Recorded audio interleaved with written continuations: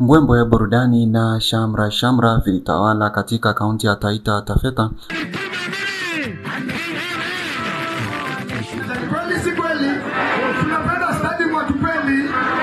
huku maelfu ya wakazi wakijitokeza kukaribisha misafara ya Linda Mwananchi katika ziara yake ya kuzungumza na wananchi.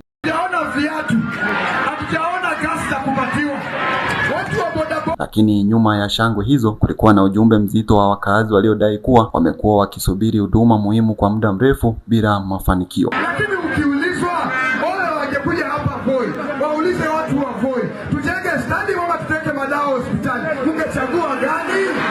Katika Mwatate, kiongozi wa eneo hilo Danstan Mwanzako aliukaribisha msafara huo akisema wananchi wamevumilia kwa muda mrefu na sasa wanataka kuona utekelezaji wa ahadi badala ya maneno pekee. Kwa maana tunasema wacha. Sasa mimi nimemaliza hapa. Ziara hiyo pia iligeuka jukwaa la viongozi wa upinzani kuikosoa serikali na Rais William Ruto kuhusu utekelezaji wa ahadi na masuala ya utawala.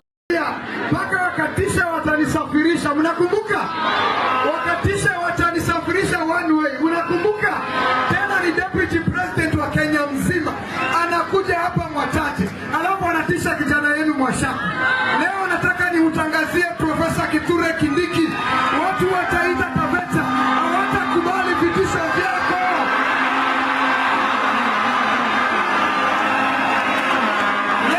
James Olengo alimtaka Rais William Ruto kuheshimu makubaliano yaliyofanikiwa na kinara wa ODM Raila Odinga, akisema baadhi ya masuala yaliyolengwa ikiwemo kukomesha utekaji nyara na kuhakikisha kuwa polisi wanafuata sheria bado hayajatekelezwa. Unajua, Ruto hastahili heshima. Ruto hastahili heshima. Alimuita Raila mchawi. Alimta Raila mtu wa kung'oa reli 222. Aliba kura ya Raila. Aliba ama asikuiba?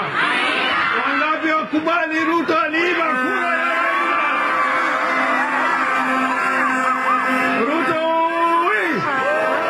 Ruto ui! Ruto hastahili heshima. Asante. Ruto hastahili heshima kwa sababu amesaliti Raila. Ruto has betrayed Raila. Ruto amesaliti Raila. Raila alisema kwamba hakuna kuteka watu nyara. Watu wanateka nyara ama watekwe nyara? Wanatekwa nyara ama watekwe nyara? Na Raila alisema polisi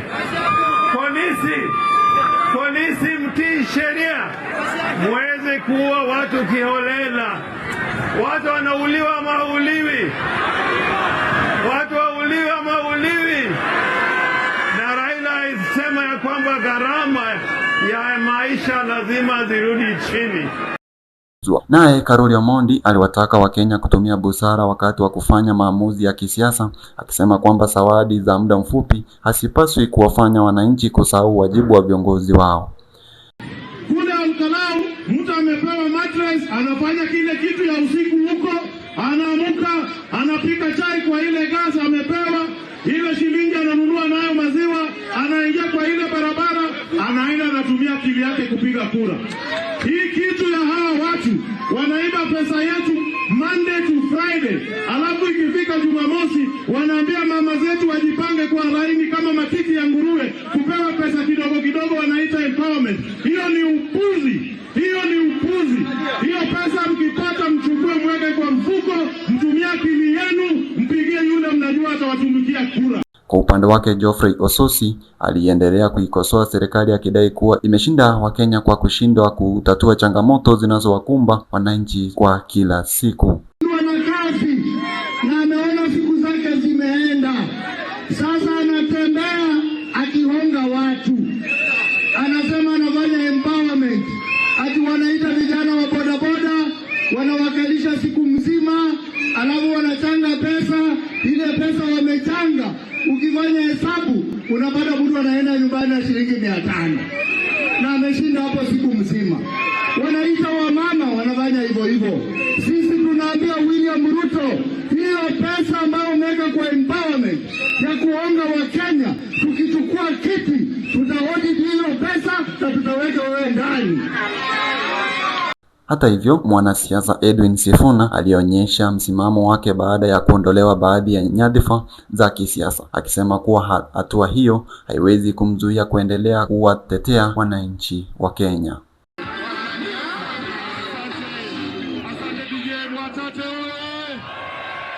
Watate oye!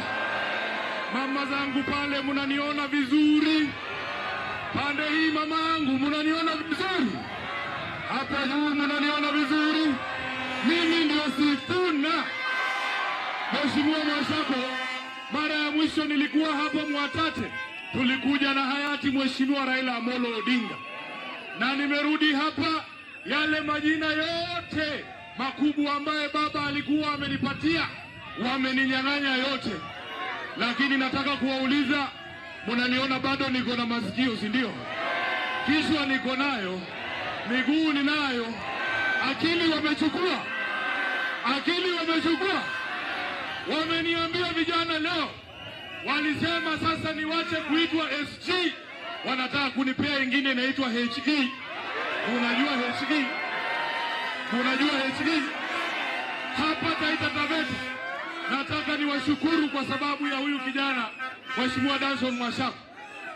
Wakati huo viongozi wengine wanaowania nafasi mbalimbali za uongozi walitaka mipango ya kusaidia wananchi kama ilivyoshuhudiwa Olkalau isambazwe katika maeneo yote ya nchi. Kiongozi wangu rais ambaye anatarajiwa Mheshimiwa Sifuna atakayekuja kama gavana wa Nairobi, Mheshimiwa Babu Owino, na anayekuja gavana wa Taita Taveta, Mheshimiwa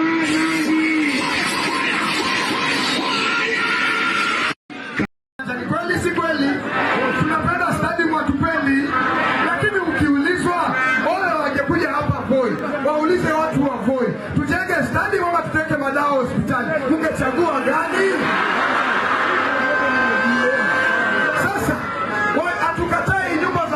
Housing tunazitaka sana, lakini wangekuja hapa Voi, waulize watu wa Voi changamoto zenu ni nini, waulize hapa Voi ni nini inawasumbua. Mngeulizwa hii pesa ya affordable housing 1.something billion ingegawanywa watoto wasome bure, mngechagua lipi? Hatukatai hata soko ni mradi mzuri, tena mzuri sana, tunafurahia sana, lakini nyinyi watu wa Voi mtapewa soko ndio mrudishe Kasongo?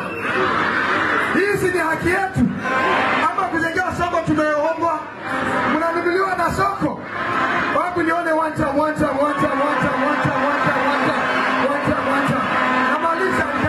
Na ziara hizo zinapozidi kuendelea za Linda Mwananchi zimezidi kuibua mjadala kuhusu huduma ya wananchi, uwajibikaji na viongozi wa mwelekeo wa kisiasa kuelekea kuhusu uchaguzi mkuu wa mwaka wa 2027. Na ameona siku zake zimeenda. Sasa anatembea. Nikiripotea National News TV, jina langu ni Brian Nyacha.